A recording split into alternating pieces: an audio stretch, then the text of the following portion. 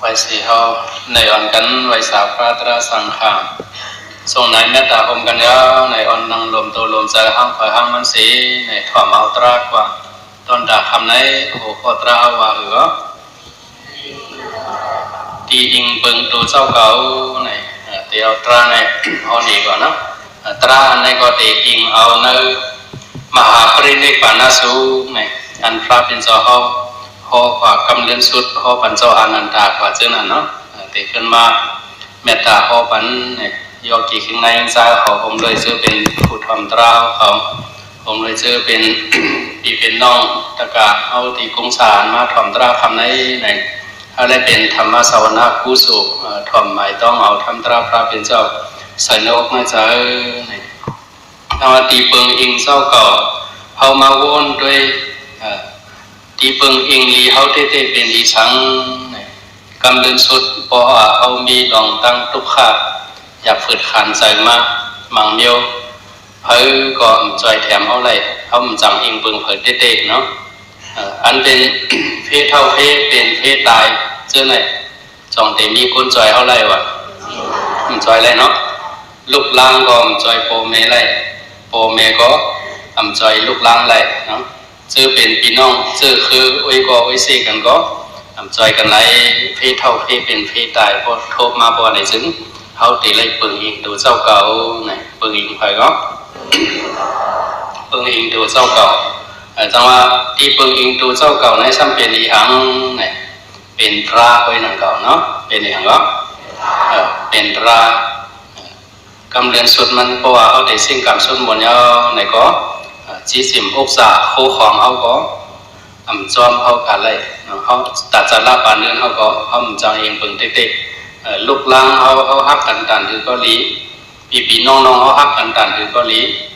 ถึงกำเนิดสุดมาก็เพิ่มจอยกันเลยจังเองปึงกันเลยเตะเนาะตัดจาระปานเนื้อฉะนั้นก็ลีแต่เขาก็ได้เลยอยู่กัดเย็นก่อนนั่นแหละสังตาเดข้ามพ้นใน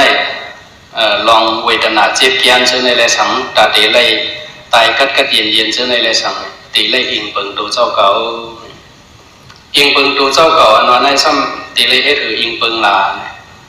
ในทำมหาปรินิพพานะทรงนั้นพระเป็นเจ้าเขาเป็นเจ้าอนันดา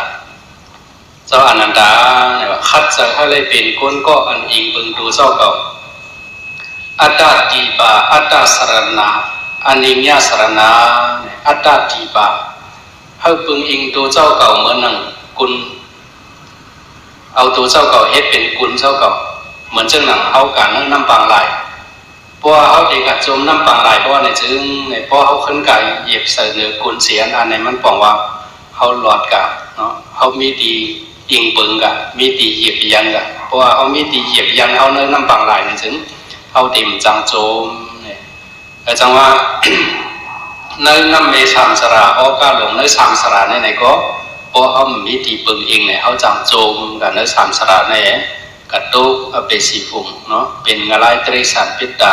กับเป็นคนทุกข้ากับเป็นฟิล์มริมงามจากกว่าเจ้าในปันตรงทงเที่ยวเนื้อสามสระในป้อมมิตราเป็นตีปึงเองไว้ในซึ่งตีโจมกับโจมมาฟุตกับฟุตมาติ๊กๆเนาะเพราะว่าเขามีตราปึงอิงตราเพราะในซึ่งในอันนั้นมันสัมติเหตุให้เขาเลยพอถึงที่เพราะว่าลีเพราะว่าเมียในก่อกรรมเขาเดขึ้นไข่ในตีกว้างมันก่อนเนาะอันว่าเองเปิงตัวเก่าไหนอันว่าอัตตาติปาอัตตาสรณาเปิงอิงตัวเก่าอนิญญาสรณาหรือสิตัวเจ้าเก่ามีอีสังอันเดีอิงเปิงอัตตาติปาเองเปิงตัวเก่าอันว่าในสัมวาปองสังธรรมะติปาเนี่ยว่าสำคัญปองว่าอิงเปิงตราธรรมะสรณาเปิงอิงตราอนิญญาสรณาหรือสิตรามีตีเปิงอิงสังเปิงอิงตัวเจ้าเก่าอันว่าในมันปองว่าปึงอิงตราเจ้าเก่าเนี่ยอันในโยกีเขาก็อะไรปองใจไว้เนาะทำตราในพระเป็นเจ้าพอที่นั้นมหาปรินิพพานะสุขเมื่อพระเป็นเจ้าเขาจำเดเอานิพพานเขาเดขึ้นเตยานโหนไขมาเฮ็ดหนึ่งเนาะเมื่อพระเป็นเจ้าเขาจำเดเอาปรินิพพานะเนี่ยเข้าตั้ง10 เดือนนั่นจำเดเอานิพพานหมอก10 เดือนอายุพระเป็นเจ้าเขาก็จำเดเต็ม80พอเลือน6 โมงในเต็ม80 เมื่อโอวานั้นพระเป็นเจ้าเขาจ่อมาเอาว่าที่เมืองเวสาลีเมืองอะไรวะเมืองเวสาลีเนาะกำเนิดสุดมัน พระเป็นเจ้าเขาลูกตีเมืองยาสโจเสจ่อมาตีปัตตลิปุกเมืองปัตตนาเมืองเหลียวเนี่ยปัตตลิปุกขึ้นลูกตีเมืองปัตตนาปัตตลิปุกจ่อมาถึงตีเมืองเวสาลีเมื่อหอดมาถึงตีเมืองเวสาลีนะเนี่ยพระเป็นเจ้าก็ว่านั่นติมาเอาว่าตีเมืองเวสาลีตีเป็นเนินเปียกมนเมื่อตีเอาว่า รับเอาเงินเปียกมนตีเข้าว่าแน่อ่านก็ต่อถึงเรือน6 มนพระเป็นเจ้าเอานิพพานเนื้อเกในข้าวดัง10 เรือนเนาะเนื้อเกข้าวดัง10 เรือนจะไหนขันพระเป็นเจ้าอตราลีหมายลีต้องจะไหนมันมีดังนั้นตั้งหลายข้อสั่งกำเดินสุดพระเป็นเจ้าจะไหนก็เป็นดีเขาลีไลเอาตราจะนั้นใส่ใจตาเสีมือพระเป็นเจ้าลูกตีปาตลิปุสีพอถึงมาดีเวสาลีแผ่วมาดีวันนาติกาเนี่ยวันสังเนาะวันนาติกาที่เมืองเวสาลีนั้นแผ่วมาที่นั้นก็เปิดพระเป็นเจ้าก็แผ่วที่เวสาลีคือเนาะแผ่วที่วันนาติกาจะนั้นก็เนาะกำในพระก็วันมาตรงตักพระเป็นเจ้ามังเจอก็ขึ้นมาไข่หนีลองว่าอันอยู่ในว่าในเจ้ายาหานป้าในพิคุณีป้าในตะกาขิงก็ในตะกายิงก็ใน เมื่อเดียวมีเอาค่ะสิ่งกรรมสุดมวลกายเอามาต่างลัดเด็กพระเป็นเจ้าสำคัญมาต้องถามเมื่อเดียวอันสิ่งกรรมสุดมวลกว่าในกับเพียวที่เลยเอาค่ะเนี่ยมาต้องถามพระเป็นเจ้าหลายป้าเหมือนจังหนังเจ้าสารหน้าเจ้าสารหน้าก็สิ่งกรรมสุดมวลกายเอาค่ะหลอนกายเอาค่ะเมื่อเดียวกับมีตีเลยค่ะพระเป็นเจ้าเขาก็พูดว่าเจ้าสารหน้าไหนเป็นยาหันตาพระเป็นเจ้าสั่งว่าเอานิพพานแล้วเป็นยาหันตาเสียเอานิพพานแล้วอันเป็นภิกขุณีนันดานั้นข้ารู้เนี่ยว่าสิ่งกรรมสมมวนกับเพียวที่เลยค่ะพระเป็นเจ้าก็ขึ้นต่อว่ามันนางก็มันยิงมันเจ้าภิกขุณีในก็ไล่ตระอนาคามเสกับเกิดเป็นทีเมืองสางในลูกดินนั่นแหละเอานิพพานเอาอันเป็นอุปาสกะตะกะหิงสุตทานคารู้เนี่ยว่ามันก็สิ่งกรรมสุนโมนะกับเพียวที่เลยเนี่ยพระเป็นเจ้าก็ว่าตะกะสุตทานเป็นสกัดกรรมปุกุเอกับมิติเมืองผีตุสิตาที่ขึ้นเอานิพพานอันเป็น อุปาสิกานายสุจาตานังคารู้เนี่ยพระเป็นเจ้าก็ตอบว่าเป็นสวัสดิปันปุกุเสอยู่ไว้ที่เมืองผีแท่งเจ็ดจัดก่อนแต่ขึ้นเอานิพพานนั่นนะเพราะเกิดแท่งเนาะเกิดตายแท่งเจ็ดจัดเห็นอันเสียพระเป็นเจ้าตอบปันเจื้อนเขาถามมาจื้อเสียงมันก็นำน่ะจื้อสิ่งกรรมจื้อไหนโกนเอาก็สำเครื่องหูเหมือนนะตายกับเฟียวทีไรตายกับเฟียวทีไรนะยกเกี่ยวเขาลูกเครื่องหูอ่ะเครื่องหูนะก็เปิดเครื่องหูจึงนั้นในพระเป็นเจ้าว่าพูดสู่กูก็ถามจึงไหนก็ตีได้ตอบปันกูก็จึงนั้นเพราะในจึงตีได้ตั้งก็แล้วในว่าคนนำเป็นตันในมันเป็นตอบว่านะพระเป็นเจ้าจังขึ้นว่าขึ้นฮอตราปันเนี่ยฮอปันตราหมันจำตราเนาะตราหมันจำให้หมอขึ้นถามตัวเผยใจมันให้ขึ้นทัดสางเอาตัวห้างไว้เจ้าก็ไว้ตอบเอาห้างไว้เจ้าก็พระเป็นเจ้ามันเป็นตอบว่านะยกเขียวเขาก็ตีเลยคัดใจขึ้นตอบเอาห้างไว้นะธรรมะตาซาเนี่ยพระเป็นเจ้าอันเป็นตราหมันจำเนี่ยเตะฮอนเอปันคนเขาก็พอเขาเคยพูดหน้าตาเขาเป็นเชิงหือหางลีหางจ้ามีภูมิมีห้อยจำห้อยสังเป็นสิวเป็นสิงจังเนี่ยพอเคยพูดเนี่ยเขาเลยตัวหมันจำเนี่ยหานำหานาหน้าเขาอันนั้นเป็นหมันจำตั้งดอกโยโย่เนาะพอเขาสำคัญขึ้นหูลองตัวเขาเป็นพวกกูเชิงหือเนี่ยก็เขาตีเลยขึ้นตัวตราหมันจำตัวอย่างเนาะตัวหมันจำพวกใครเนี่ยขึ้นคือมันจำมาในชับขึ้นกับคุบจะอะไรเนยอาปุ่มไต้เขามือก่อนอันหนึ่งนะ พี่น้องไต้เขามือก่อนมือกูปอมันเขาว่าขึ้นกับตกเตียงเนาะไปย่ำออกบ้านออกเบิ้งกูอะไรนอกเมืองมันนั้นก็ย่ำกาสีปอบคนนอกเมืองก็ไปย่ำถึงเมืองไต้เขามือกูปองนะมันออกจอกเถินย่ำหันมันจำสิปอบนะมือกูปอบมันจำให้คนออกมั่มไปดึงเลยเนาะ อันเฮ็ดมันจำออกมามือมันจำไปมีมันเปิ้นซ้ำเฮ็ดหรือตัวหางเฮ็ดหรือหางครึ่งอ่ะมือมันจำไปออกฮะตัวเรือนเลี้ยงตัวเลยลำอ่ะเฮ็ดนั่นสินี่ว่านะตีบ้านเนาะจอกเถื่อนไตเฮาว่านนั่นน่ะต้นมีมันจำสิปอกอ่ะเหมือนนั้นซ้ำแต่เป็นคนดอกมึงของมันเหล่มาเขียวไว้เลยเอามันจำของมัดตกไว้โยแต่ปอกนั้นซ้ำขึ้นมีฝูมี2ข้อกะเฮ็ดนาก็เลยอันเป็นฝูมันไปกะจอมตังจอมอึกซึ่งนั่นเองซ้ำกะเก็บเลยมันซ้ำอันหนึ่งเนาะมีมันเต็มหูป่นกันฝูมันได้มาด้วยมันจำก็เลยมาหันหางมันตื่นมันรู้ว่าเป็นมันจำก็คือมันย่ำด้วยมันเปิ้นย่ำมีมันจำเผื่อมาด้วยมันจำมาหันหางมันรู้ว่าเป็นหางมันก้นมือก่อนในคอมรู้ว่าหางเขาเป็นชื่อเขาด้วยเปิ้นได้รู้หน้าตาเปิ้นเป็นชื่อตัวเจ้าเก่าเนี่ยมันรู้เปิ้นว่าก้นรู้โดนโตเนี่ยมันมาด้วยมันจำแล้วเลยเป็นปุ่งหางลุงโง่เลยมันก็ย่ำหันลุงเขามือมันก็เล่งเนี่ยจังหวะหางมันก็เท่ามามีหลวดมามันก็หูมันยัดด้วยมันจำสิบอกแล้วอันนี้เป็นปุ่งลุงเขาเนี่ยหรือว่าก็ตีเก็บกับเส้นไว้ดีๆก่อนเพราะว่าคุกจะเลยลุงเขามาก็กระโดดด้วยนี่ว่ามันมาด้วยเมื่อไรก็ตีได้เป็นหางมันฉันถามว่าเป็นลุงมันได้จังหวะมันเท่ามามันหูมีหลวดมีสังเนาะเห็นอันเช่เนี่ยต้องเก็บมือสำคัญมือเอาไว้ตีเอิญสำกัดใส่ไว้ในตึกตีเอิญเนี่ยพอมันคุกจะเลยลุงเขามาเมื่อไรก็รับรองกับปืนเด็กด้วยเห็นหนังใกล้รับรองตัวตาเสียก็ในเมนน้ำขึ้นหลอมหันนะเนาะคิงในเฮ้ในกำกับรับรองปืดด้วยในตึงนี่ได้มีสังงานเนี่ยวะพอมันอยู่เฮิร์นมากกับสังกัดรับด้วยกันเผื่อวันฝนอยู่เฮิร์นมันกัดหลอมปืดด้วยไหมเผื่อปืดด้วยสักขึ้นหันหางมันขึ้นคิงเท่าเนี่ยมันกับเอ็นเลี้ยนไว้แน่มันกับเอ็นเลี้ยนไว้ในพอมันมาก็ตีป้องหลาบมันตีแหมมันนี่วะเห็นหนังก็ไม่เมนก็เป็นใจดีทั้งวันนะเนาะโผเนี่ยเอาปุ่งเมนไว้กันเลยมาไว้กับพูดนี่ว่าจังหวะเป็นตัวมันก็มันพูดหน้าตาเขาเป็นคือคำย้ำด้วยมานี่พอเห็นหนังเฟื่อโผมาก็ถามเพียรโผก็มีว่าเข่งเข้าในสวยอะไรในซูมปันเอาสู่กันรักไว้จูวักรักไว้เมนหน่อยมีเลยล่ะเมนน้อยสู่กำกันรักไว้ปุ่งมีเลยเติมสูนใจอะไรมันใจหลงเป็นปุ่งผู้หญิงใจหลงเป็นปุ่งลุงเรานั่นใช่ปะมันก็สมัครเป็นลุงก่อนสมัครเป็นปุ่งนิดหน่อยสองขาเทงกันก็เข้ากันก็ไหมจังว่าเป็นฮานะสองก็เทงกันมันเย้าได้ใช่ปะเขาตีกับเจ้าเสียเขาตีย้อนเขาเจ้าเสียเขาเต็มตะปันเนี่ยขาสองก็ตั้งหมันจำเนี่ยกับเจ้าตีเจ้าเสียเลยย้อนกับใครเนี่ยลองตั้งเจ้าเสียเขาไว้มีลองสั่งเพราะเขาข้าฝูไม่พิษกันผูเขาในเอ็นนิดหน่อยมีปุ่งไว้เนี่ยฝนก็สม่ำเจอปุ่งนิดน้อยเขาเป็นปุ่งลุงโอ้เขากำหนึ่งก็ไม่เจ้าเสียขึ้นมาคือทิ้งกันให้มันใจลายเดียวมากๆก็ย้อนด้วยนู่นว่าขึ้นเอาหมันกับปันด้วยคือเจ้าเสียมาด้วยทั้งขึ้นจะเป็นเจ้าเสียอันร้อนกัน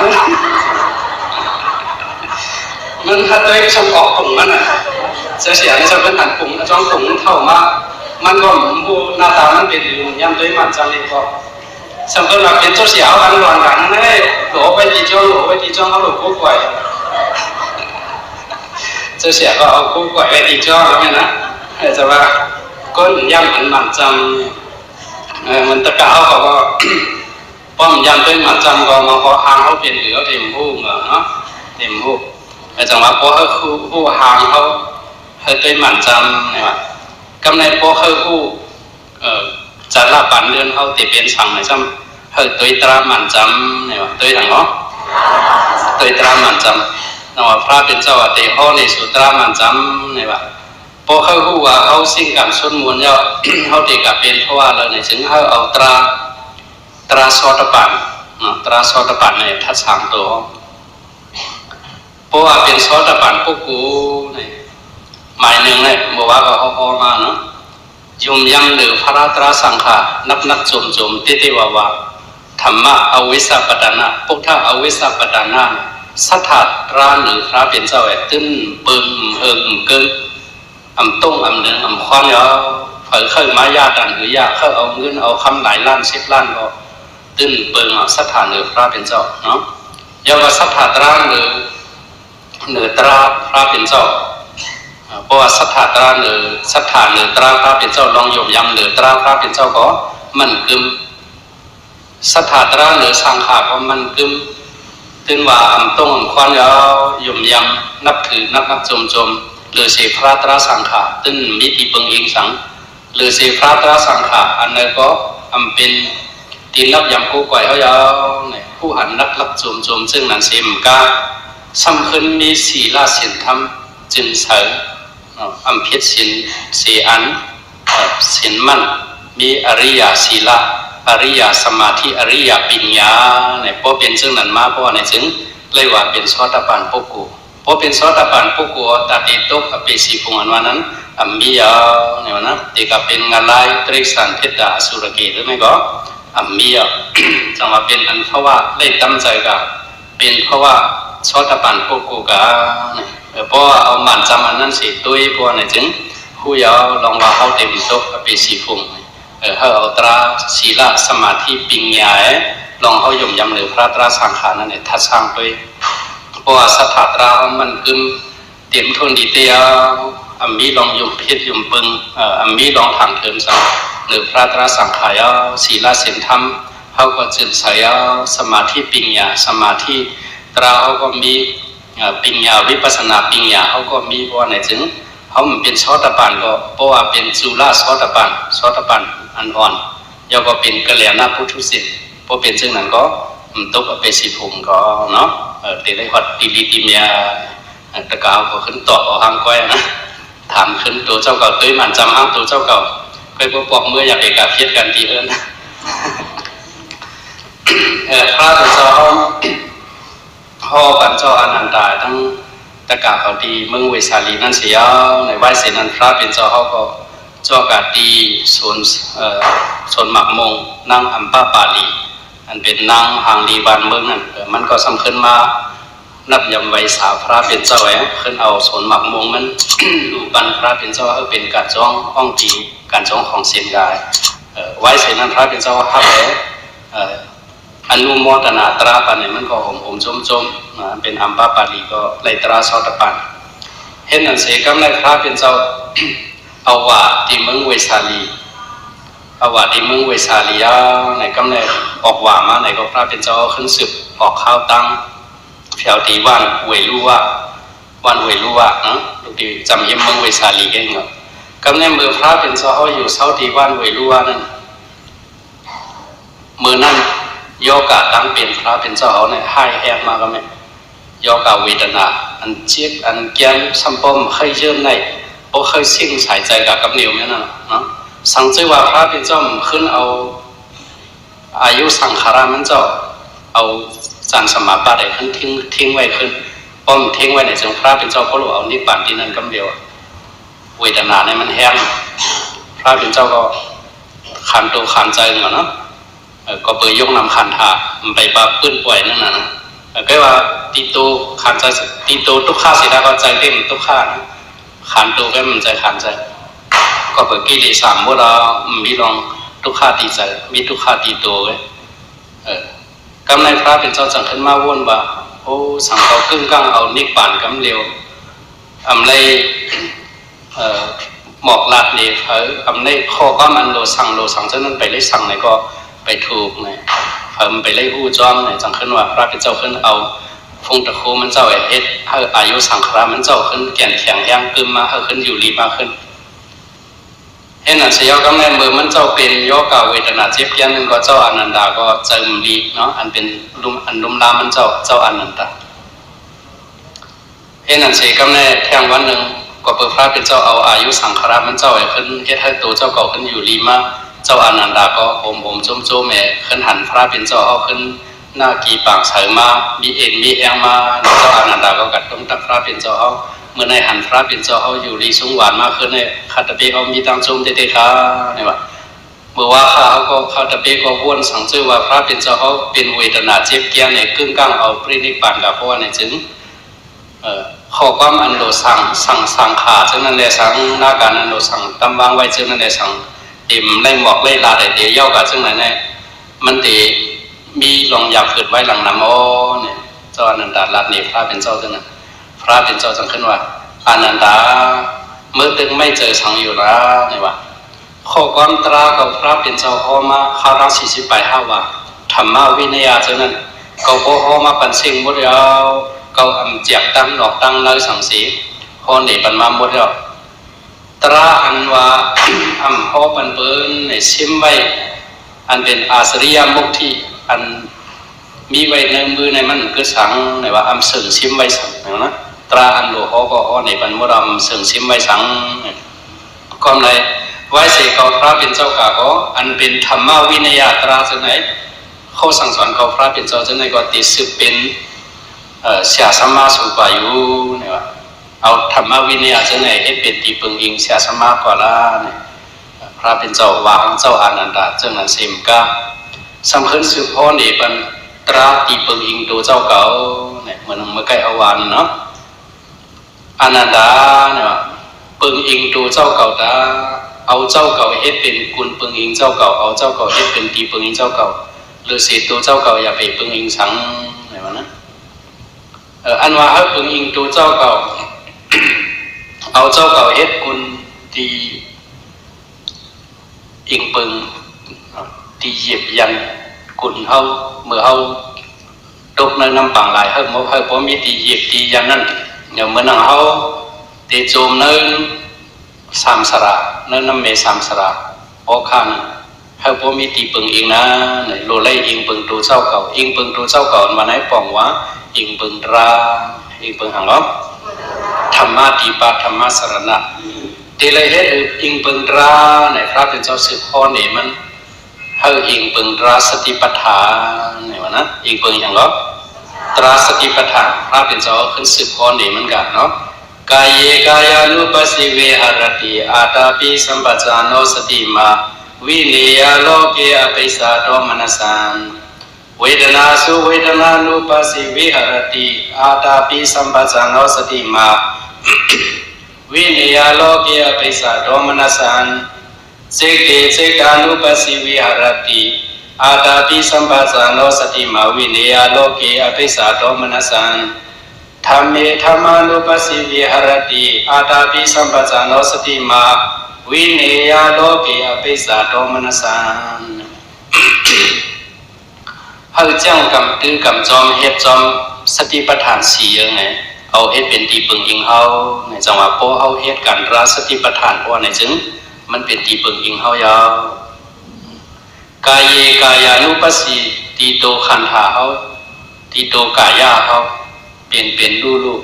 ตรงหนึ่งอันเฮาเฮ็ดสร้างตีโตเฮาจะนั้นเนี่ยกายานุปัสสิเฮาฮู้จอมมาดต้องจอมอาตาปีมีดังคัดใจสัมปจานโนมีเงียนมีสติมามีสติจอมมีวิริยะมีเงียนมีสติเสียยักด้วยตีขันธาเฮาตีโตเฮาวิเนยโลเกอภิสาโทมนัสสังในมือเฮายักด้วยนั่นก็วิเนยเฮาปากเป็ดอภิสาโทมนัสสังอภิสาของว่าลองเจอเข้าไรมืออันดีอายงอันดีปอมาก็อย่าไปเข้าไรเป็นใจโลภะใจเข้าไรใจจับใจจ้อยมืออายงอันจ้าปอมาก็อย่าไปเป็นใจจ้าเป็นใจโทสะเนี่ยอภิสาโทมนัสสังเฮาปากเป็ดเนี่ยตอนนั้นนั่งเก่าตีเวทนานั่นไหนก็เวทนาสู้เวทนานุปัสสิเวทนาอันปอมาที่ยกนำขันธาเอานั่นก็เฮายักด้วยว่ามันเป็นเวทนาเสียเฮามีวิริยะมีสติมีปัญญาเฮาปะแปดโลภะโทสะเหมือนเฮายักเวทนาใช่นะในจังหวะเฮายักด้วยเวทนาเฮาหันเฉพาะเป็นรูมันเฮาหันเฉพาะเป็นรูนะเวทนาทุกข้าเวทนาก็มีลองเป็นรูสุข้าเวทนาก็มีลองเป็นรูอุเบกขาเวทนาก็มีลองเป็นรูยักเฮาหันอันเป็นรูมันพอเฮาหันอันเป็นรูมาเนี่ยอันเจ็บมันนั่นเฮาเต็มเอามาตื้อใจเอายาวเฮาด้วยป้นอันเจ็บมันกับด้วยป้นเวทนาได้เฮาหันอันเป็นรูมันอันเฮาหันร่าเนี่ยมันเฮ็ดให้เฮาหมอไว้วางใจเฮาเฮ็ดให้เฮาเจ็บเสียบเฮ็ดให้เฮาเยื่อขามในเวทนาเมื่อเฮาตีตายซะนั่นเมื่อเฮาเป็นจิตซะนั่นจังหวะตราเป็นที่ปึงอิงเฮาเนาะตัวเอาตราในเฮ็ดเป็นที่ปึงอิงเฮาธรรมะติปะธรรมะสรณะเสกเตเสกานุปัสสิวิหรติ อาตาปีสัมปจานสติมาในติดใจเขานั่นไหนก็เขาหูจอมใจเขาเปลี่ยนชังมาเปลี่ยนใจโลภะใจโทสะใจโมหะใจฟุ้งใจปิวอุทิศะกุกสะฉะนั้นเขาหูจอมติดใจเขาเปลี่ยนชังมาก็มัดดองจอมพอเขามัดดองจอมมันไหนมันกับเปลี่ยนใจ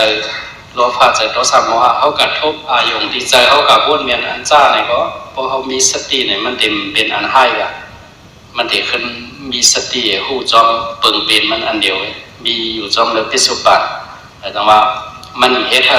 ใจเขามีหลงทุกข์ดึงมาแทนเขาหลุดหูจอมตีใจเขาวนสั่งมาพอเขาเปลี่ยนใจโตซาออกมาเนี่ยก็เขามาว่าโตซามา2-3 กรรมกับโตซาก็มันเด็กขึ้นเย็นเลยพอเมื่อเขาใจลำโตซาออกมาพอเขาขึ้นมัดราเอาสติปัฏฐานมาทิ้งบนไหนจังใจโตซาเขาออกมาก็เนี่ยเลือดเขาฟุกมาหน้าเขาไม่เลี้ยงมาโชเขาก็ขึ้นหลัดออกกับกรรมดีกรรมบานนะเปิดออกตัวซามาออกกับกรรมดีกรรมบานออกกันเนาะใจเขาก็กระเย็นในจังหวะพอตัวซาออกมาเขาหลุดเลยขึ้นมัตราพอเขามัตราก็แห้งตัวซาเนี่ยมันเด็กขึ้นยอมลงกันแห้งตัวซาเนี่ยมันยอมลงกันกำเนิดใจเขาขึ้นดิ่มขึ้นกระเย็นมาป้มือนั้นมาเขาหลุดลาดสังเขาจังขึ้นลาดจังหวะป้มือฟ้องออกโตซ่านั้นอย่าไปให้ลาดก้อนป้ลาดเนี่ยมันใกล้หมวฟิตนะใกล้ก่อนใกล้หมวกัดตื้อเบิ้ลใกล้หมวตื้อเบิ้ลเฮ็ดให้เบิ้ลเจ็บสัตว์มือตีมันไม่ตีเขาป้ไม่ตีเขาเอาเขาขึ้นลาดกาขึ้นกับไม่เบิ้ลก็ไม่ป้ชกไม่เอาก็ไม่ตัวก็ช่างจังหมูป้าจอมมาจังหวะคนใกล้ฟิตกันจุ่มหนึ่งในจุ่มหนึ่งวันหนึ่งในวันหนึ่งเมืองหนึ่งในเมืองหนึ่งฟิตกันตึกกันยื้อกันพันกันจังไหนเปลี่ยนมาย้อนเปิดโตซาจังหวะพอเอาขึ้นหัวมาตราเอาสติปัฏฐานหมอยัดไว้บ่ในจึงมันขึ้นเฮ็ดให้ใจเขากัดเย็นให้เขาผู้สัพพอเป็นลูกติดใจเขาเมื่อเขาติสิ่งกรรมสุดหมวนเขามีเวทนาเจ็บแก้มจังไหนก็ลีพอขึ้นหมอยัดหมดด้วยที่เวทนาและสั่งหมดด้วยที่ใจเขาจังไหนและสั่งอันไหนมันเฮ็ดให้เขามีสติเฮ็ดให้เขามีติเปิงเองยาวกับธรรมานุปัสสิวิหารติติธรรมานุปัสสนาสัพพตราอนิจจทุกขานัตตะในยุคนำขันธ์เขานั่นก็ให้เขาหู้จอมเนี่ยพอเขาหู้จอมเช่นนั้นก็มันเปลี่ยนสั่งมาก็เขาหมดยอมรับสภาวะมันหมดยอมรับสภาวะอันมันเป็นเขากับตื่นใจเขากับตุ้มตอบมันขึ้นเนาะเขาหลุดหู้จอมเพราะว่าเขาเฮ็ดจอมหนังสติปัฏฐานไหนเอาเฮ็ดปิติปริงเอาเนี่ยจอมหนังอันเขาพอมาฟอนดีสติปัฏฐานเจ็ดเดียวฉะนั้นก็มันจะเป็นมาเนาะสติปัฏฐานเจ็ดเดียวนั้นสัตตานันวิสุทธิยาเนี่ยเฮ็ดให้ใจเขาฝึกจึงข่าวใสมาวิสุทธิเจ็ดเปิงฉะนั้นศีลวิสุทธิสิกขาวิสุทธิฉะนั้นมันเป็นมาจึงใสมามันเป็นโลภะโทสะโมหะเขาฉะนั้นก็เย็นกันทุกขาโทมนัสสานันอธิงกามายาลองทุกขาโททุกขาใจเขาก็เขาเกจิตเลยกันโสกปริเทวานันลองเลิดลองไม่ลองห้องลองให้เขาก็เพราะเขาหมอสติปัฏฐานเลยทิ้งใจเขาเพราะว่าในจึงมันก็เฮ็ดให้ลองเลิดลองไม่เขาจะไหนยอมกับข้ามปนกับอะไรยาวกับเงียยะสะอธิงกามายาซ้ำเฮ็ดให้เขามีเงียนราขึ้นมามันต้องยกเกี่ยวเขามัดราสติปัฏฐานมาหลายวันจนเนี่ยเขาหันพอเขามีสติอยากโดยยกนำขันหาเป็นรูรุ่นเหมือนจะเงียนอุตยาพยาเงียนปิงกาเงียนเท่านั้นอาทินวะเงียนนี่ปิงกาเงียนนามารูปปริสิตาเงียนสมัสนาเงียนต่อพอถึงสิ่งขารูปเป็นขาเงียนเมื่อเขาไปถึงมรรคเงียนโฟงเงียนนั้นก็พอถึงสังขารูปเป็นขาเงียนเท่านั้นก็จันมันสูงหนาวเนาะก็ในเขาว่าอันเหตุการณ์พระวิปัสสนาจังไงก็มันเหตุให้เงียนเขาก็ขึ้นใหญ่มาเหตุให้เงียนเขาปองเจียงเลี้ยงใจหลอกสะโพตราอันเป็นเตมิเตอันเป็นยถาภูตาเงียนจังนั้นก็เปลี่ยนมาเพราะเขายัตราวิปัสสนาเนี่ยเขารู้จัก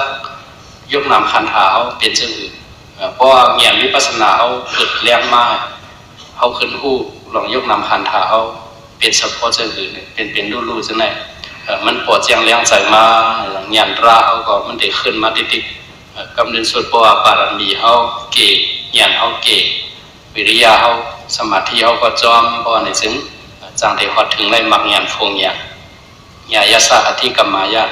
เนกปานัสสะเสสิกริยายาในกำเนิดสุดก็ฟอนดีสูงสุดสติปัฏฐานอ่อนเอาหอดถึงในติปาจังว่าเฮาเอาตรา สติปัฏฐานไหนเฮ็ดเป็นตีปึงอิงเฮาเนี่ยนะพอมีตราสติปัฏฐานเป็นก็เฮาเป็นตีปึงอิงเฮาไว้เพราะไหนจังเฮาอยู่ก็เรียวว่ามันได้เจอเลขเฮาหมอตราเฮ็ดก็เอาหมอตราเฮามีหลองทุกข้าขันเจอมาก็หมอยักตราเอาตรายาเจอเฮาไม่ได้อิงปึงฝ่ายก็เฮาอยู่ไรจังว่าเอาตราเฮ็ดเป็นตีปึงอิงเฮาในพระเป็นเจ้า พ่อบันเจ้าอนันดาเสมกาตีวันนาทีการมาต้องทำลองว่าคนเขาตายตีหอดตีเลยฉะนั้นตีนั่นก็พระเป็นเจ้าเขาเอาตราสติปัฏฐานในห้อนี้ก็เองก็มันบอกว่าพระเป็นเจ้าเขาไว้นำนับสติปัฏฐานในที่ว่าเมื่อได้เอานิพพานกำเนิดสุดก็พระเป็นเจ้าขึ้นสั่งสอนเจ้ายาหันเขาว่าอามันตยามิโวภิกขเววยธรรมาสังขาราอัปปมาตีนาสัมปติทาข้อความกำเนิดสุดอันพระเป็นเจ้าเมื่อเดียวนิพพานสั่งสอนเจ้ายาหันเขาอย่าไปลงไปลืมสังขาราตราไหนมันอำกึมเป็นลู่เนี่ยอัปปมาตีนาบอกว่าอย่าไปลงไปลืมมันว่าในมันบอกว่ามีสติตรามันกึมในเป็นข้อความกำเนิดสุดพระเป็นเจ้าเขาก็เอาสติเสสั่งสอนกับกำเนิดสุดเนี่ยไว้เสพพระเป็นเจ้าพ่อเป็นเจ้าอนันตาอันเป็นตราติปึงอิงตัวเจ้าเก่าในยาวในก็พระเป็นเจ้าตั้งเจ้าอนันตาขึ้นสืบออกข่าวตั้งมาตีอยู่ที่เจดีย์กองบูตีหนึ่งไงที่ซาภาลาเจดีย์มือฟ้องจึงหนึ่งนั้นซ้ำอันเป็นคนทรงมานัดซ้ำขึ้นมาตุกย้อนพระเป็นเจ้าให้พระเป็นเจ้าเอานิพพานมานาได้มันตื่นให้พระเป็นเจ้าเอาอยู่ในเมืองก้นในสวัสดีสวัสดิ์ก้นให้ก้นป้นหลอดเลยตุ่มเวิร์กมันนั่นกะมาตุกย้อนพระเป็นเจ้าขาเอาเปรตนิพพานในข้ายเอามือพระเป็นเจ้าเตะออกเถิดนั่นก็พระเป็นเจ้าว่าเพราะว่าไปเป็นพระไปได้สวัสดีสวัสดิ์ก้นเต็มไปเอานิพพานเมื่อเร็วพระเป็นเจ้าเขาก็เป็นพระสวัสดีสวัสดิ์ก้นมาก้นในตราก็มีการนำข้ายเอาพระเป็นเจ้าเอานิพพานไล่ข้ายเอาเนี่ยมันมาเราพระเป็นเจ้าหลายปอกให้เอานิพพานบางปอกก็พระเป็นเจ้าว่ามือพระเป็นเจ้าเป็นพระมันก็มานัดมาย้อนว่าให้เอานิพพานกันเดียวพระเป็นเจ้าว่าจูกาศาสนาเก่าพระเป็นเจ้าไปมั่นกึมจูกาลูกน้องตะเปเก่าจะเป็นภิกขุณีอุปาสกาขึ้นมายินใจยังไงจูกาเขาไปป่องใจตราเกาหลีดีจูกาเขาไปยิงปืนตัวเจ้าเก่าไล่จูกาเขาไปเป้นำโซปืนความตราของพระเป็นเจ้าเสียไปเอาปืนเฟไล่ดีงามจูกาเขา ไปเอาวาต้าของพระเป็นเจ้าเสียเข่งข้อหลักนี่ตั้งวาต้าต่างอันเช่นนั้นได้ดีงามพอไปถึงจันเช่นนั้นเขาไปเอานิปาเนี่ยเมื่อกูบอกว่าพระเป็นเจ้าย่ำหลักมาตีคนทรงมานัดกำในคนทรงมานัดขึ้นว่ามือเร็วลูกน้องตะปีพระเป็นเจ้าเขาก็ปีตัวมดขยาอุปาสสิกาเขาก็ป้องใจทำตราพระเป็นเจ้าลูกน้องตะปีภิกขุนี่เช่นนั้นก็ป้องใจทำตราพระเป็นเจ้าเสียเอาทำตราพระเป็นเจ้าเสียเนี่ยเข่งเป้ไรวาต้าเป็นต่างอันขยาพระเป็นเจ้าเอาดิปันในขยามาทุกย้อนตีพระเป็นเจ้าแท่งกำในพระเป็นเจ้าก็จังขึ้นหลับเนติเจ้าอนันตาพระเป็นเจ้าเทพว่ามีคนทุกย้อนมันว่าให้สืบอยู่กาแท่งอายุข้าวยาวแต่ที่สวดผีสวดคนกาแท่งในเพราะว่ามีคนทุกย้อนมันในก็พระเป็นเจ้าก็ตีสืบทิ้งอายุสังขารให้อยู่กับได้แท่งอยู่พระเป็นเจ้าขึ้นปันเงินมันที่เจ้าอนันดาเว้พระเป็นเจ้าเขาเนี่ยสั่งเจ้าว่าให้อยู่กว่ายาวกว่าในถึงเพตุนั่นเป็นอายุสังขารในสีอยู่กว่าไรแท่งเนี่ยหลัก3 กรรมกว่าเจ้าอนันดาตักสิงก็เพื่อสังมานาในช่างกับอัมไม่เจ้าอนันดาหนังเจ้าอนันดาเต็มเราตีพระเป็นเจ้าทุกย้อนให้พระเป็นเจ้าสืบอยู่กันหลัก3 กรรมกรรมในพระเป็นเจ้าก็จังขึ้นว่ามานาเลยไม่อยากปีไม่ใจยาวลองเกาติเอานิพพานนั่นลูกเอาในกับแท่ง3 เดินเกาพระเป็นเจ้าติเอานิพพานยาวเนี่ยเพราะพระเป็นเจ้าหลักจังนั้นก็มันปล่อยบอกว่าปล่อยอายุสังขารอะไรแต่ตี เฮ็ดให้อายุอาศักยาวกับแท่นั้นเฮ็ดเราปล่อยกันเนาะเพราะว่าปล่อยอายุสังขาราเนี่ยก็เนี่ยหลังเดินเมืองในสั่นคำเดียวเพราะว่าหลังเดินเมืองสั่นเนี่ยก็เจ้าอนันตาเนี่ยมันขึ้นหู้โตมากขึ้นเผยหู้โตมากขึ้นหลังดินสั่นก็ตัวสั่งในเนี่ยไว้เสียหลังดินสั่นขึ้นเก่าขึ้นต้องถามพระเป็นเจ้าเมื่อใกล้หลังดินสั่นแห้งๆกับย้อนตัวสังขารพระเป็นเจ้าต้องขึ้นใครเนี่ยว่าลองตั้งอิงสั่นในมีเปียดยังเนี่ยมีหลายยังเนาะลองตั้งอินสันมีเปียดยังหมายหนึ่งเลยก็เปิดธาตุสีเปิงปฐวีอาโปเตโซวายโลินนำไฟลมซึ่งในอำเพ่งปิ้งกันเลยเฮ็ดให้อิงสันก็เป็นเนี่ยว่าหมายสองมาซ้ำย้อนเปิดเจ้ายาหันตาเขาพระเป็นเจ้าเขาอย่าว่าเจอเป็นยาเซเขาไล่จานเจ้านั้นมีอภิเงียนมีตะโคเจ้านั้นเขาโมเอาฟุ้งตะโคเขาเฮ็ดให้หลังเรียนเมืองสันก็เป็นไรในเป็นหมายสองหมายสามนะซ้ำมือพระเป็นเจ้าลูกตีเมืองผีทุสีดายมาเอาสันเทนไม่ต้องเมนนั่นก็อิงสันเนี่ยว่าหมายสี่มาซ้ำมือพระเป็นเจ้าเกิดหันหน้ามานั่นก็อิงสัน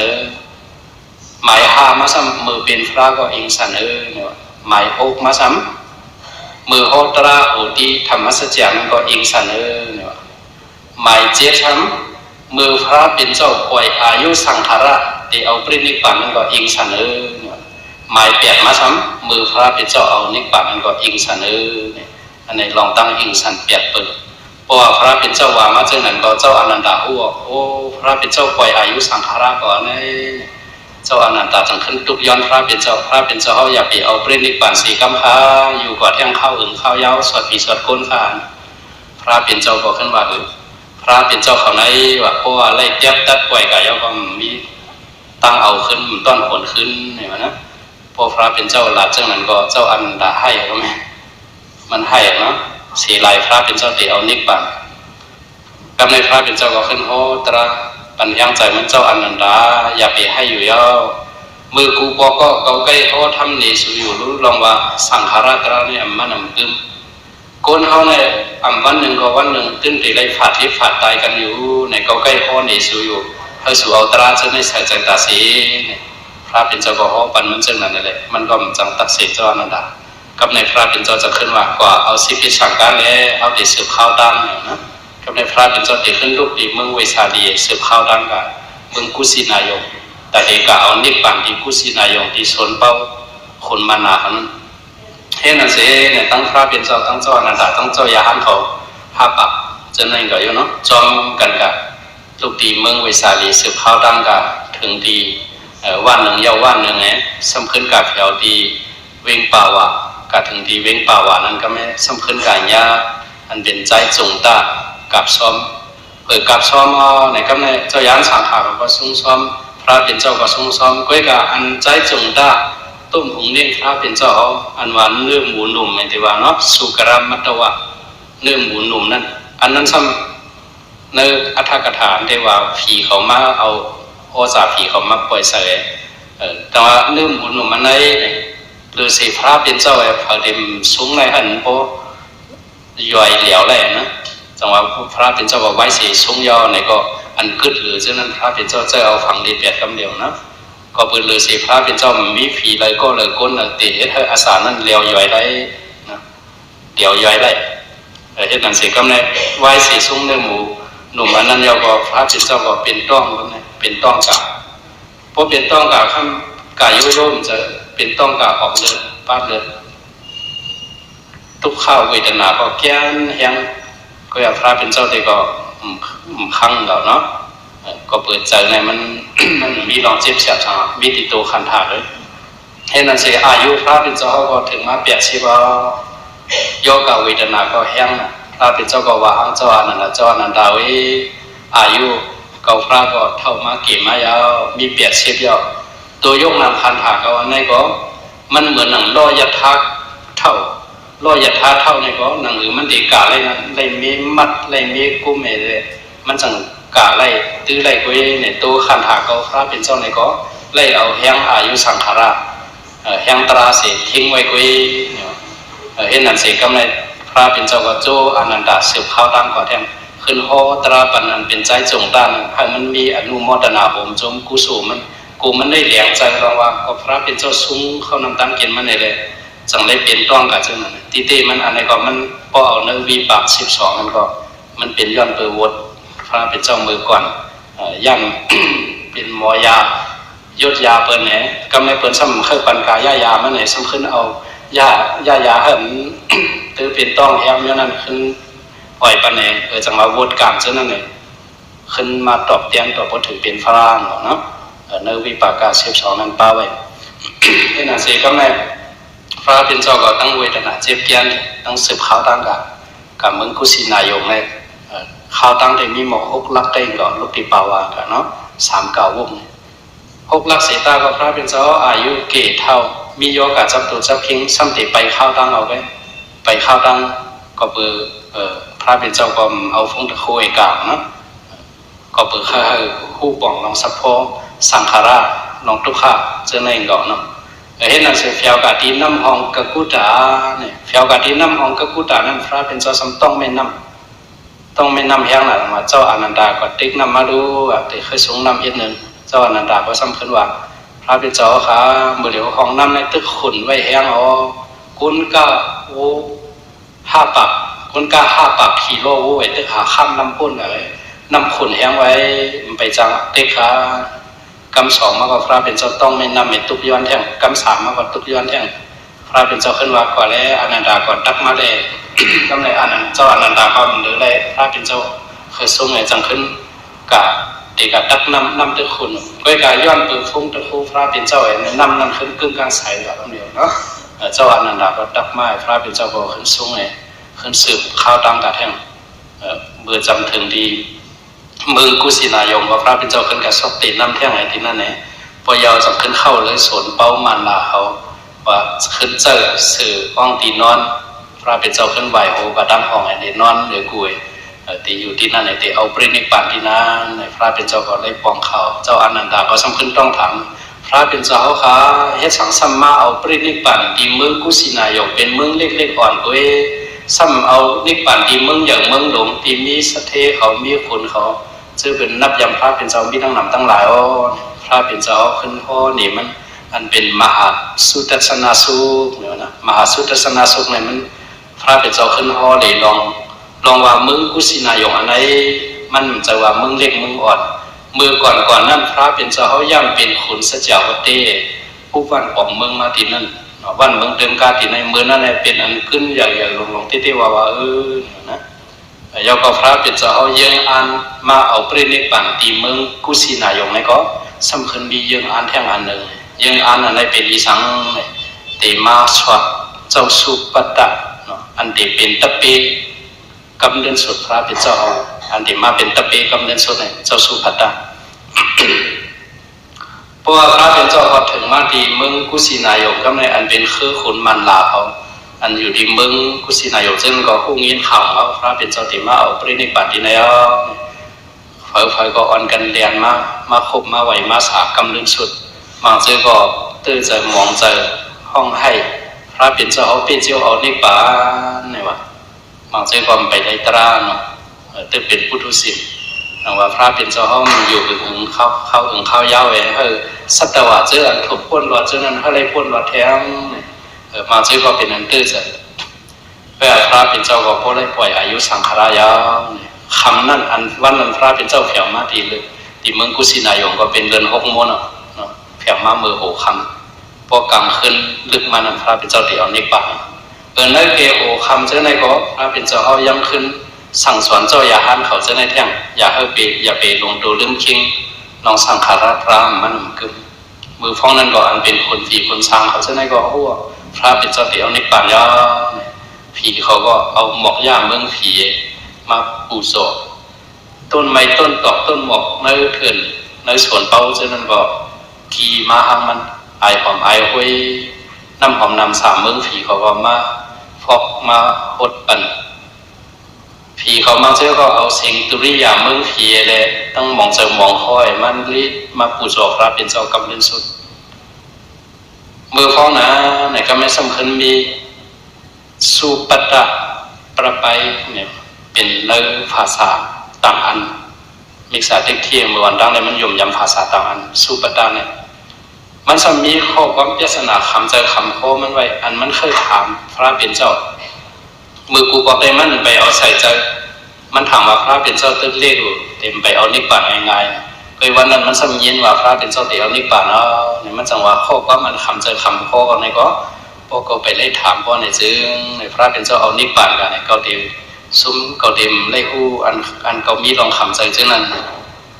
มันเคยถามจึงในก็มันกัดถามเจ้าเสียอันเปิดว่าเป็นพระต่างสูตรเลยเนาะพระติ๊กที่เขาจะกระทำเหมือนนึงปุราณกัสสปะเมคลีก็สาราเขา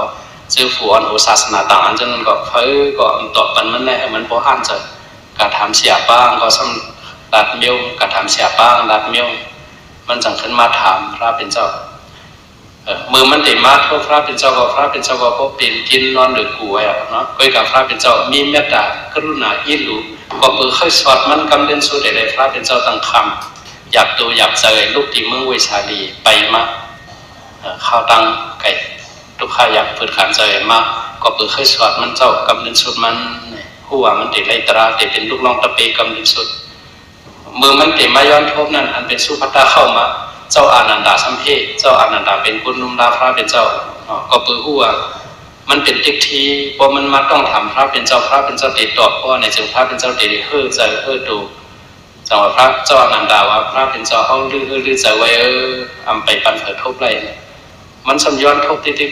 กับในพระเป็นเจ้าว่าอยู่ดังเลยอะไรอยู่ดังตีมี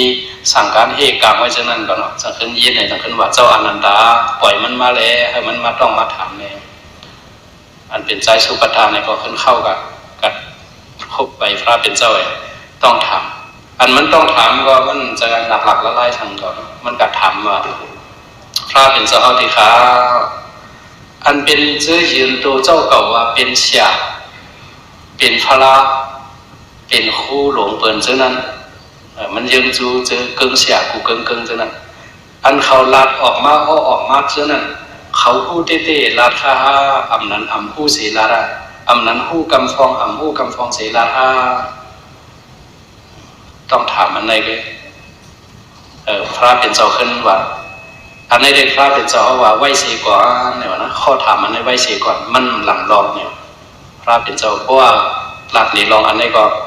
มันเด็กจังสับถูกเนาะแต่การเป็นลองเสียลองนี้จนนั้นพระเป็นเจ้าว่าอันในมันลำรองเกาหลีห่อเด็กมันเมื่อตราอันลำรองมันเนี่ยวะนะถ่อมเอาตราเลยเนี่ยพระเป็นเจ้าจังขึ้นห่อเนี่ยมันห่อเนี่ยมันเป็นอันเป็นสุปตานจังหวะสุปตาเนี่ยวะเนื้อศาสนาอันเนื้อก็ลีเพราะว่ามันมีมากังเปียดเปิงมีลอกไล่แก้งกับมากังเปียดเปิงเพราะในซึ่งเนื้อศาสนานั้นมันมีไรโสตปันมีไรสกัดกรรมมีไรอนาคามมีไรยาหันตาเนี่ยวะเพราะว่ามีเส้นทางแก้งกับมากังเปียดเยอะในก่อนอันเป็นโสตปันสกัดกรรมอนาคามยาหันตาใช่ไหมจังที่มีไร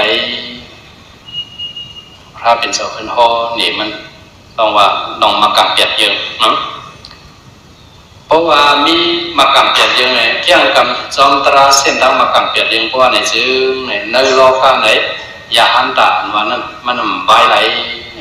จังหวะปั๊มมือเดียวก็เพราะว่าเส้นทางมากังเปียดเปิงตึงมีไว้ยาหันตาวันนั้นมันใบไหลในโลกาไหนเพราะพระเป็นเจ้าพ่อปันมันซึ่งนั่นก็มันจะขนาดโอ้พระเป็นเจ้าห่อมาในเข้มเตะขาขาเขาไล่ใจเตะขาเมื่อนั่งพระเป็นเจ้าเขาปิดเหนปันม้วนอบไว้อันงบไว้นั้นขยะเมื่อนั่งพระเป็นเจ้าเขาจีนเหนปันเส้นดังตีก้นก็อันฟิตดังนั้นขยะเมื่อนั่งพระเป็นเจ้าเขาไต่ไฟปันตีทั้งกับสิ่งนั้นขยะขาเขาย้อนเป็นตะเปพระเป็นเจ้าอะไรย้อนปึงอิงกู้ก่อยนับยำพระเป็นเจ้าเขาขาตีพระตีตราสังขารขึ้นย้อนเป็นตะปีพระเป็นเจ้าเพราะย้อนเป็นตะปีพระเป็นเจ้าเสียมการสำคัญย้อนเฮ็ดยาหันพระเป็นเจ้าก็ขึ้นเจ้าอนันดาเอามันกับเฮ็ดยาหันทาโอทุงสังการเนี่ยสำคัญปันกรรมฐานพระเป็นเจ้าขึ้นปันกรรมฐานอันเป็นสติปัฏฐานจะไหนกันเนาะใจมันหมาดดองจอมขึ้นเอาอันเป็นมากังเปียดยังเนาะอันเป็นสติปัฏฐานสมาธิเนาะสมาสติมักกิ่งให้เอาสติตราเสียยักษ์โดยยกนำคันถาจะนั้นเนาะเนิ่มมากัง เปียดเยี่ยมฉะนั้นเขามาผู้เป็นศีลสมาธิปัญญาศีลแม่กิ่งสมาธิแม่กิ่งปัญญาแม่กิ่งเนี่ยอันเป็นสมาธิที่ให้หูอันจือหันอันใจอันเป็นปัญญาแม่กิ่งนั้นก็ให้มันหูหันสัพพยกนำขันหาเป็นรูปอันเป็นศีลแม่กิ่งสมาวาจาสมากรรมันตสมาสีวะนั่นก็ศีลศีลธรรมมันเดจึงเสือกำในสัมเป็นสมาธิแม่กิ่งอันนี้ก็ให้มันมีสติให้มันมีวิริยะมีสมาธิเสียขัดใจเหตุการณ์ตรากำในมันก็ฮับเอากรรมฐานพระเป็นเจ้าเสียออกกลับไปไพ่สังเกียรตั้งนอกเลยโสนนั่นแหละขึ้นมาตรายกำหนึ่งก็เป็นยาหันตาเลยตราเป็นยาหันตาขึ้นมาเข้าไปพระเป็นเจ้าอันไหนมันเป็นเจ้ายาหันตาเป็นลูกน้องตะเปพระเป็นเจ้าก็กำเนิดสุดเปิ่นนี่ว่านะในปืนศาสนาเขาปองมาหลักนี่ว่าตะเปพระเป็นเจ้าก็เลื่อนก็กำเนิดสุดเปิ่นในเป็นเผอในเป็นเจ้าสุปตะอันก็อันตั้งเป็นไล่ตราอันตั้งสุดเปิ่นจำเป็นเผอเจ้าก้อนเตียอันไหนเขาติดเลยต้องไว้เนาะในพระเป็นเจ้าขึ้นฮอนี่มันลองสติปัฏฐานลองมากำเปียดเรื่องเจ้าในเสในจังหวะเจ้าในมันเป็นร่อนเกียนทำตราพระเป็นเจ้าเขาร่อนแกนพวกท่าภาษาเขาติเลยคู่หันสะโพยกนำคันหาเป็นรู้สิเนี่ยเอาสติปัฏฐานสติตราจนไหนให้เป็นตีเปิงอิงเขาในจังหวะตีเปิงอิงตัวเก่าไหนเป็นตีตัวเจ้าเก่าไปหนึ่งเก่าเนี่ยอัตตาหิอัตโนนาโทก็หินาโทปรสิยาตัวเจ้าเก่าไปเป็นตีเปิงอิงตัวเจ้าเก่าหรือสิตัวเจ้าเก่าไหนตีเปิงอิงเจ้าเก่ามันมีสังเนี่ยเปิงอิงตัวเจ้าเก่านั้นช่างตีได้ขึ้นให้ถือเปิงอิงเนี่ยตีได้ขึ้นเปิงอิงตราเจ้าเก่าตราเจ้าเก่าเป็นตราอย่างอันพระเป็นเจ้าเอามาสติปัฏฐานเจ้าไหนเนี่ยเอาเฮ็ดเป็นตีเปิงอิงเขาก็ในซึ่งมันตีเลยบีตีเปิงอิงไงจะรับปานเรื่องเขาก็ตีเลยตั้งใจกว่าให้โยกีเขาผู้ทำตราเขาผู้ก็ผู้ก้นให้เลยมัดต้องจอนเอาในตราตีเปิงอิงตัวเจ้าเก่าในเสียวเลยให้เลยอ่อนการสืบเฮ็ดสร้างการดานาการศีลการภาวนาสมถะวิปัสสนาภาวนาเช่นนั้นเสียวในให้ผู้หันสะโพตราเป็นดูทุกขเสจาสมุทัยเสจานิโรธเสจามรรคเสจาเช่นนั้นเสียวเลยในให้อุปันมาตราภูตราออกมุ่นพ้นหลอดทุกขสามสระขันไว้ห้างฝาห้างมันสักกำเลยดา